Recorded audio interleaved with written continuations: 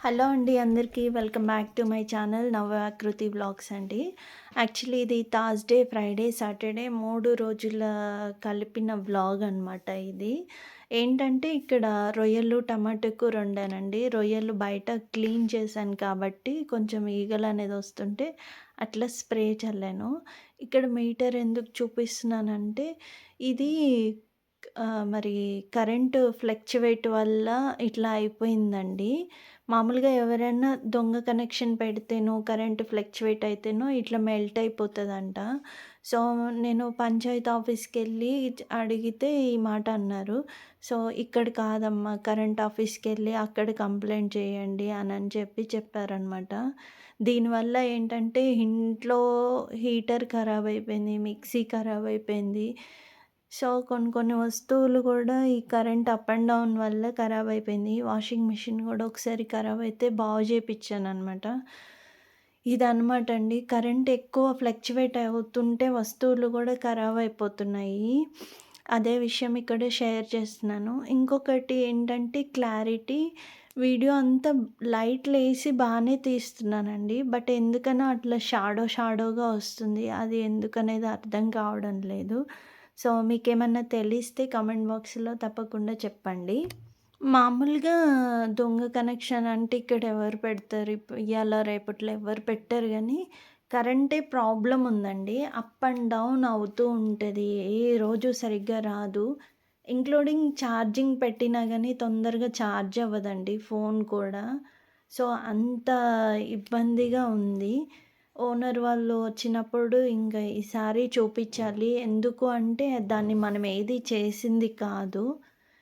ఇక ఏదన్నా ఉంటే ఇక బాగు చేపిచ్చుకోవాలి మనమే. ఎందుకంటే ఆహ్, మనమే వాడుకున్ మేమే వాడుకుంటాం కాబట్టి, సో, మేమే బాగు చేపిచ్చుకోవడమా ఏంటిదనేది చూడాలండి. ఎందుకు అంటే అక్కడ ఏమీ చేయడానికి లేదు ఎవరైనా గానీ.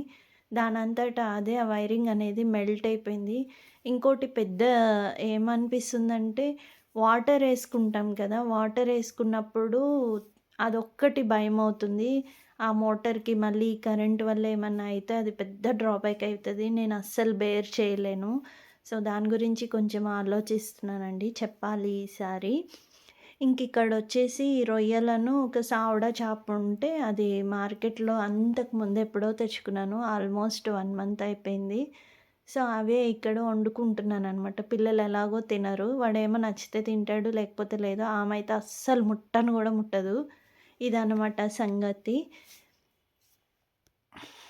మామూలుగా అయితే పచ్చివైనా, ఎండివైనా ఏదైనా గానీ సీ ఫుడ్ ఏదన్నా ఉంటే కొంచెం లెమన్ ఒక హాఫ్ లెమన్ స్క్వీజ్ చేసి ఒక 10 నిమిషాలు నానబెడితే ఆ స్మెల్ అంతా పోతదండి. మనం కుక్ చేసుకున్నది వండుకొని తినేటప్పుడు పక్కన వాళ్ళకి కూడా తెలవదు. అస్సలు స్మెల్ రాదు.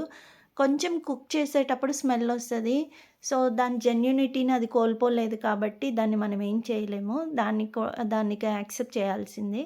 ఫైనల్‌గా ఇక్కడొచ్చేసి ఈ బాటిల్ మొన్న పిల్లలు స్కూల్ నుంచొస్తే డ్యాడీ పాపం వాళ్ళకేదో వండి పెట్టడానికి ట్రై చేస్తే ఆ పైన లిడ్ అనేది ఇరిగిపోయిందండి. సో, ఇంకిప్పుడు సర్లే అని మొన్న కొనుక్కుంటే అదేమో లీటరు చెప్పి పావు లీటర్ వచ్చింది బాటిలు. మళ్ళీ ఏం రిటర్న్ పెట్టుకుంటానులే అని చెప్పేసి మీషోలోనే ఎప్పుడూ మిస్ మ్యాచ్ అవ్వలే. ఇది ఫస్ట్ టైం నాకు. సో, సర్లే అని చెప్పేసి ఇంకా అదే కంటిన్యూ చేస్తున్నాను. దానికేంటంటే స్ప్రే చేసేదానికి కూడా యాక్సెస్ ఉందనమాట. సో, దోసలు ఏదన్నా చిన్నగా ఆమ్లెట్ అట్లా వేసుకోవాలి అంటే బావుంటదని చెప్పేసి ఇంకా నేను రిటర్న్ పెట్టలేదు. ఇక్కడొచ్చేసి కొంచెం సాల్ట్, తర్వాత పసుపు వేసుకొని వేయించుకోవాలి. లైట్ బ్రౌన్ కలర్ వచ్చేటట్టు. కొంచెం పోపంటే నాకు అట్లనే భయమేస్తది. ఆటోమేటిక్‌గా వచ్చేస్తదనమాట. అదొక్కటి ఇగ్నోర్ చేయండి. ఇంకేమీ లేదు. అలా వేయించేసుకోవడమే. ఈ రెసిపీ మీకు తెలిసిందే కాబట్టి నేను పెద్దగా ఏమీ ఎక్స్‌ప్లెయిన్ చేయడం లేదు.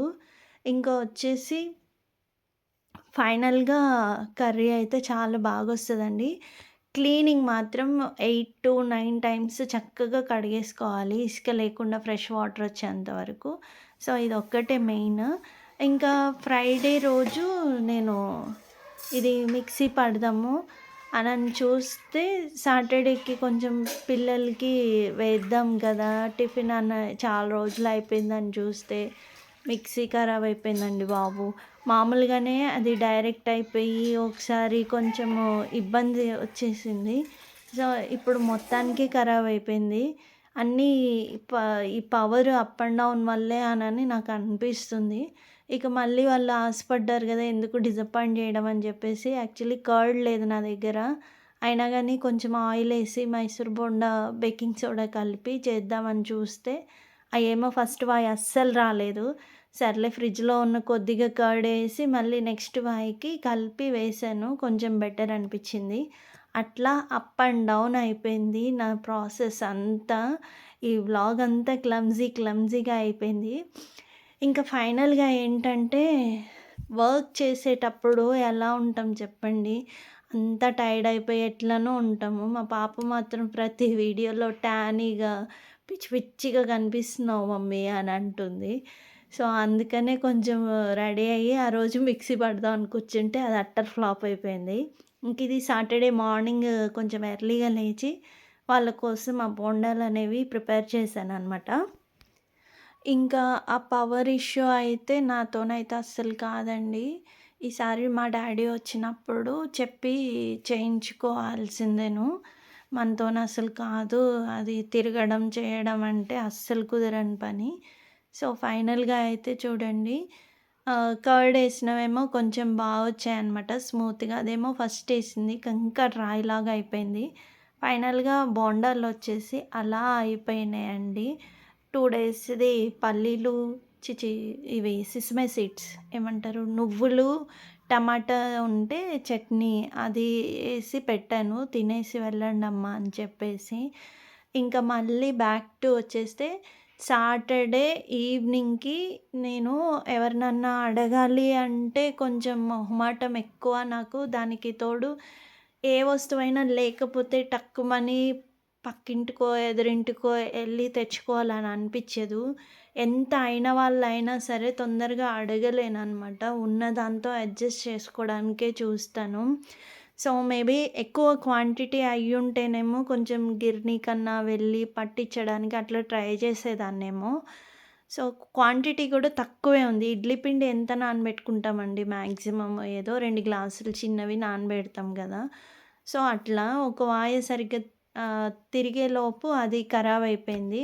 ఇంక మా పాప కోసం మళ్ళీ ఫ్రెష్ అప్ అయ్యి అట్లా కూర్చుంటే మళ్ళీ కొంచెం బ్రైట్‌గా కనబడతదంటది. నాన్న చికాకు చేసేస్తది అస్సలు. రెడీ అవ్వకపోతే రెడీ అవ్వలేదంటది. కానీ రోజు ఇట్లా కుదరాలంటే కుదరదు. ఓపిక ఉండదు. ఈవినింగ్ వచ్చి మళ్ళీ చేసుకోవాలంటే ఏదో కుదిరిన రోజు ఇంక అలా కుదురుతది. సో, అదనమాట. ఇంకా అందుకని చెప్పేసి ఎక్కువ క్వాంటిటీ ఉంటే గిర్నీ పట్టించేవాళ్ళము. కొంచెం అటు ఇటు కాకుండా ఏదో 4 పిడికెళ్ళు పిండికి ఏం పట్టిస్తాంలే అని చెప్పేసి ఫైనల్‌గా ఇంగా చిన్న రోలు, ఆ పచ్చడి బండ తీసుకొని రుబ్బేస్తున్నాననమాట ఇడ్లీ పిండి. ఫస్ట్ టైమ్ అండి నాకసలు ఎలా రుబ్బానో ఏమో గాని తెలీదు. హాఫ్ అన్ అవర్‌లో అయిపోయిందిలెండి. కాకపోతే మరీ అంత స్మూతీగా రాలేదు. నార్మల్‌గా కొంచెం ఇడ్లీకి మిక్స్ అయిపోతది. సో, అట్లా వచ్చాయన్నమాట. ఇంకా ఇది మొత్తం ఒక్క వాయికే అవుతదనుకునేసరికి కొంచెం అది మెత్తబడేటప్పటికి ఎక్కువైపోయింది క్వాంటిటీ. మళ్ళీ తీసి పక్కన పెట్టి మళ్ళీ స్టార్ట్ చేశాననమాట. అట్లా నేను కొన్ని కొన్ని నీళ్లు పోసుకుంటూ ఆ చిన్న రోల్లో ఏసి రుబ్బాను చూడండి. ఎందుకో ఎవరిని తొందరగా అడిగి తెచ్చుకోవాలనిపిచ్చదు. నన్నెవరైనా అడిగితే మాత్రము ఇస్తాను కానీ, నేను అడగాలంటే అస్సలు నా వల్ల కానే కాదు. అది ఫస్ట్ నుంచి అంతే. ఉన్నా, లేకపోయినా ఉన్నంతలో అడ్జస్ట్ అవ్వటం. లేకపోతే అలా వదిలేయనన్నా వదిలేస్తా గానీ, పోయి తెచ్చుకోవడము అట్లా ఉండదు. ఇక మరీ ఏదన్నా అడిగి తెచ్చుకున్నాను అంటే, అది ఇక పీక్స్‌కెళ్ళిపోయి ఇంక లేదు, తప్పలేదు అంటే తప్ప ఏది కూడా ఎవ్వరిని అడగను. మాక్సిమం ఇంట్లోనే సరిపెట్టేస్తాననమాట. సో, ఫైనల్‌గా రెండో వాయి గూడా నీళ్ళేసుకుంటూ, రుబ్బుతూ అలా ఫినిష్ చేశాను. మీరు కూడా ఎప్పుడన్నా కొంచెం ఇంట్లో ఇట్లా ఏదన్నా ఖరాబయినా, కుదరకపోయినా ఒకసారి ట్రై చేయండి. బానే ఉంది. సో, ఇంకా అలా రుబ్బేసానండి. చాలా బాగా వచ్చింది. ఇక ఇడ్లీలు ఎలా వస్తాయనేది సండే రోజు వేస్తాను కాబట్టి, ఆ రోజు షూట్ చేసి చూపిస్తాను. సో, పిండి కలిపిన తర్వాత రవ్వ క్వాంటిటీ కొంచెం ఎక్కువైనట్టు అనిపిచ్చింది. ఆల్మోస్ట్ చానాళ్లయిపోయిందండి టిఫిన్ చెయ్యక. సో, క్వాంటిటీ అంతా కొంచెం అప్ అండ్ డౌన్ అయిపోయింది.